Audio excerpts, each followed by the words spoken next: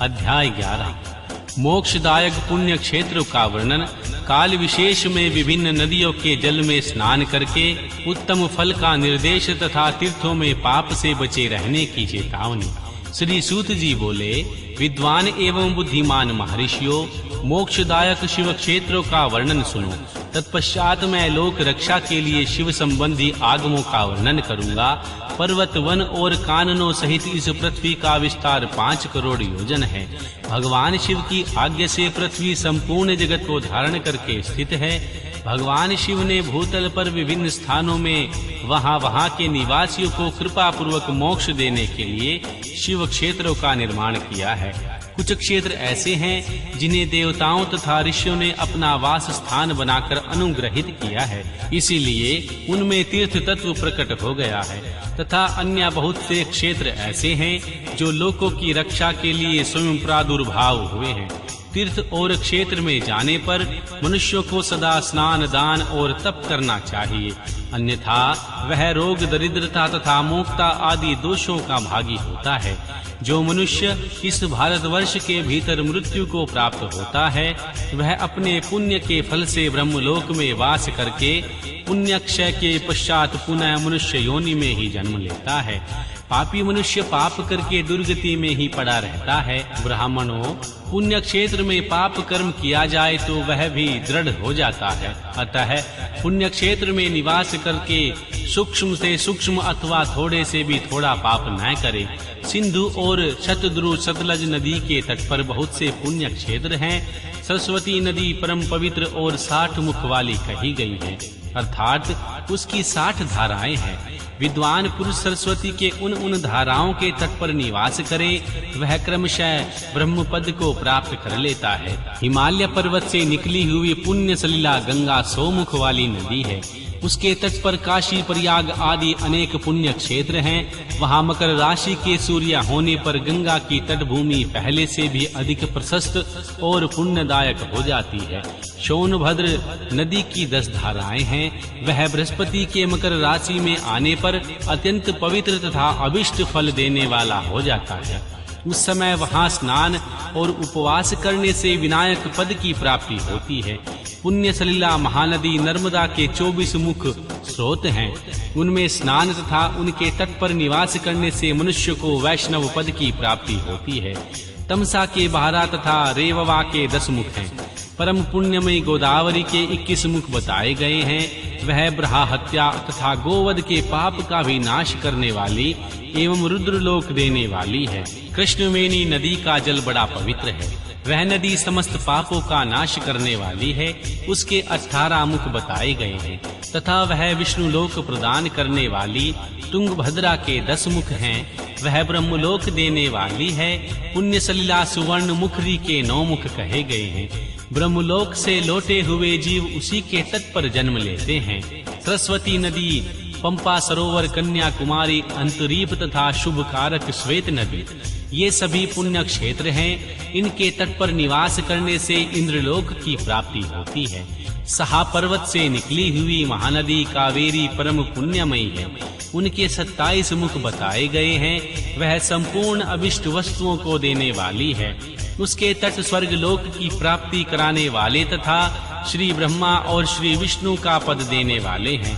कावेरी के जो तट शैव क्षेत्र के अंतर्गत हैं, वे अभिष्ट फल देने के साथ ही शिवलोक प्रदान कराने वाले भी हैं।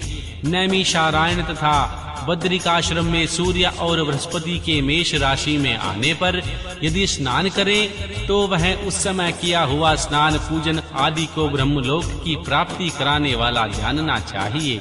सिंह और कर्क राशि में सूर्य की संक्रांति होने पर सिंधु नदी में किया हुआ स्नान तथा केदार तीर्थ के जल का पान एवं स्नान ज्ञानदायक माना गया है। जब बृहस्पति सिंह राशि में स्थित हो, उस समय सिंह की संक्रांति से युक्त भाद्रपद मास में गोदावरी के जल में स्नान किया जाए तो वह शिवलोक की प्राप्ति कराने वाला होता है। ऐसा पूर्व काल में स्वयं भगवान शिव ने कहा है। जब सूर्य और बृहस्पति कन्या राशि में स्थित हो, तब यमुना और सोनभद्र में स्नान करे। वह स्नान धर्मराज तथा श्री गणेश जी के लोक में महान भोग प्रदान कराने वाला होता है। यह महर्षियों की मान्यता है। जब सूर्य और बृहस्पति तुला राशि में स्थित हों, उस समय कावेरी नदी में स्नान करें। वह स्नान भगवान विष्णु के वचन की महिमा से संपूर्ण अभिष्ट वस्तुओं को देने वाला कहा गया है। जब सूर्य और बृहस्पति वृश्चिक राशि पर आ जाएं, तब मार्गशीर्ष आहागन महीने के नर्मदा में स्नान करने से श्री विष्णु लोक की प्राप्ति हो जाती है। सूर्य और बृहस्पति के धन राशि में स्थित होने पर सुवर्णमुखी नदी में किया हुआ स्नान शिवलोक प्रदान कराने वाला होता है। जैसा कि ब्रह्मा जी का वचन है, जब सूर्य और बृहस्पति मकर राशि में स्थित हों, उस समय माघ मास में गंगा जी के जल में स्नान करना चाहिए।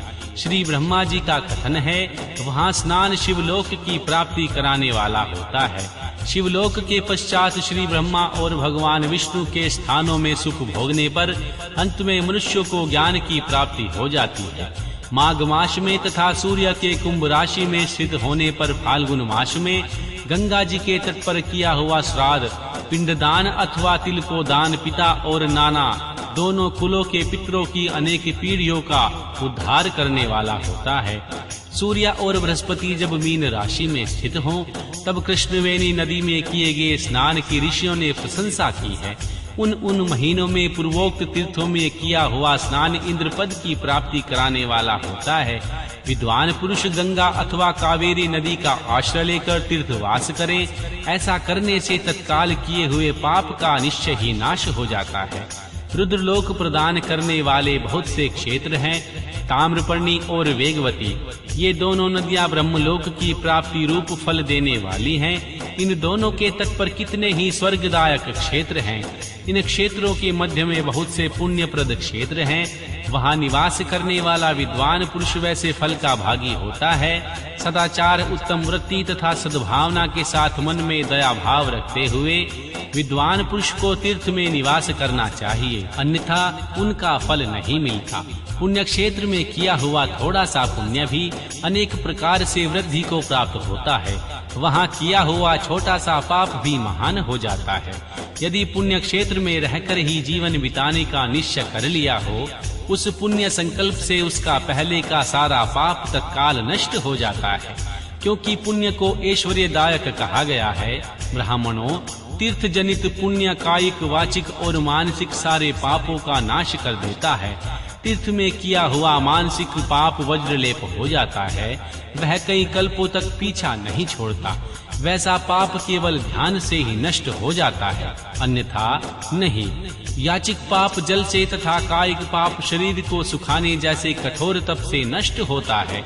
अतः सुख चाहने वाले पुरुष को देवताओं की पूजा करते हुए और ब्राह्मणों को दान देते हुए पाप से बचकर ही तीर्थ में निवास करना चाहिए।